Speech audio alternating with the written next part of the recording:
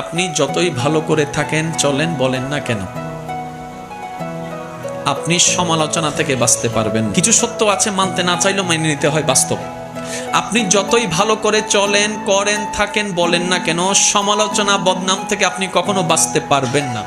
আপনি এর কাছে ভালো হলে দুইজনের কাছে আপনি খারাপ নিশ্চিত হবেন। সবার সাথে কখনো ভালো থাকা যায় না, পৃথিবীর সবাইকে খুশি করা যায় না, কিন্তু আমরা বোকার মতো সেই মানুষকে বারবার খুশি করার জন্য চেষ্টা করতেই থাকি, অক্লান্ত পরিশ্রম করতে থাকি। শ্রদ্ধার সাথে বলি, মানুষকে নয়, ওই মানুষের রবকে খুশি করার চেষ্টা করা দরকার। কারণ এই মানুষ কখনো আপনাকে আমাকে থ্যাংক ইউ না দিলেও ওই রবের রহমত আমাদেরকে ভরপুর করে দিবে। সুবহানাল্লাহ। তাহলে সমালোচনা, বদনাম আপনি যদি মনে স্থান দেন, আপনার মন বারবার আঘাতপ্রাপ্ত হবে, কষ্ট পাবে। তাহলে যেই জিনিস আমাকে বারবার আঘাত দিবে সেটা আমার রাখার দরকার